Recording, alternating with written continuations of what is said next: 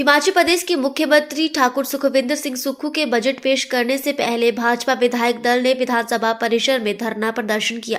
भाजपा विधायक नेता प्रतिपक्ष जयराम ठाकुर की अगुवाई में हाथों में तख्तियां लेकर विधानसभा परिसर पहुंचे और राज्य सरकार के खिलाफ नारेबाजी की। नेता प्रतिपक्ष जयराम ठाकुर ने कहा कि हिमाचल प्रदेश में कानून व्यवस्था पूरी तरह ध्वस्त हो चुकी है।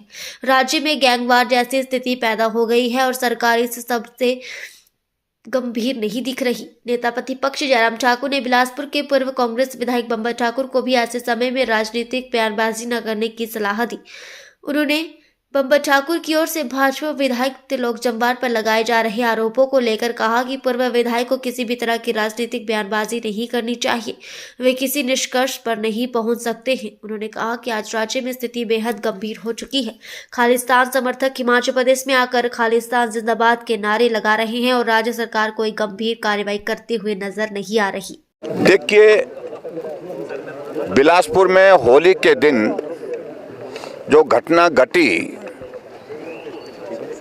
और होली वाले दिन पूर्व विधायक जो कांग्रेस पार्टी से ताल्लुक़ रखते हैं उनके ऊपर उनके घर में जाकर के हमला होता है, गोलियां चलती हैं, पूर्व विधायक उसमें घायल होते हैं और उनके पीएसओ भी घायल होते हैं। और उसके बाद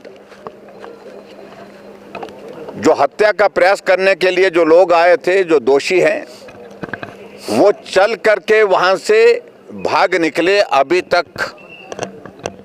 4 दिन होने के बावजूद भी उनकी गिरफ्तारी नहीं हो पाई।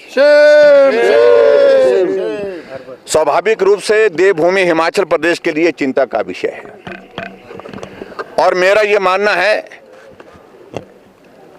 कि ये जो घटना घटित हुई है, इस घटना का संबंध जो है, कुछ अरसे पहले एक और घटना इसी प्रकार की गोलीकांड की हुई थी जो डिप्टी कमिश्नर के ऑफिस के कॉम्प्लेक्स और जुडिशियल कॉम्प्लेक्स में वहां पर हुई थी।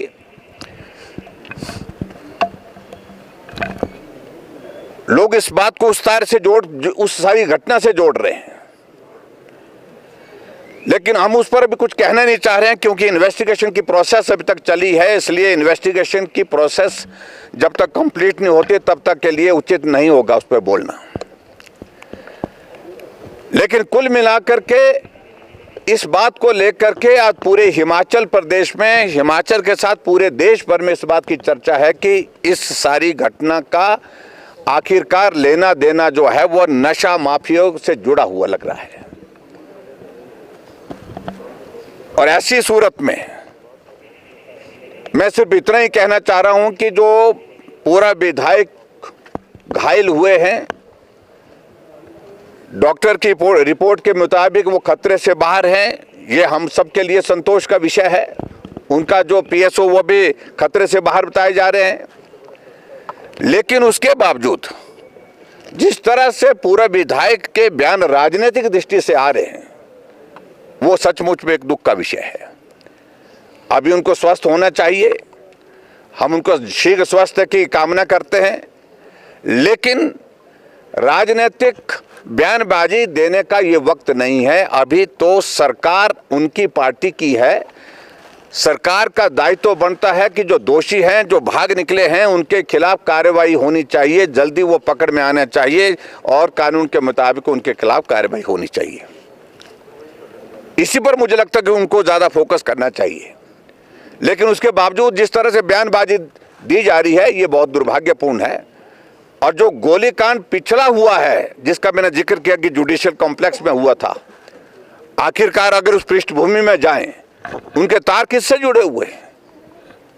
कौन आदमी गिरफ्तार रहे 2 महीने तक? इन सारी बातों का भी जवाब देना पड़ेगा आखिरकार। लेकिन हिमाचल प्रदेश सरकार की ये स्थिति हम आज से नहीं कह रहे हैं, हम पिछले लगभग 1.5-2 साल से कह रहे हैं कि हिमाचल प्रदेश की पुलिस ऐसे कामों में लगा के रखी है जिससे कोई आउटपुट नहीं निकला। विधायकों को प्रताड़ित करने के लिए, विधायकों का सर्विलेंस करने के लिए, ऑपोजिशन के लोगों के, पार्टी के नेताओं के सर्विलेंस पर, इस पर ज्यादा काम हो रहा है।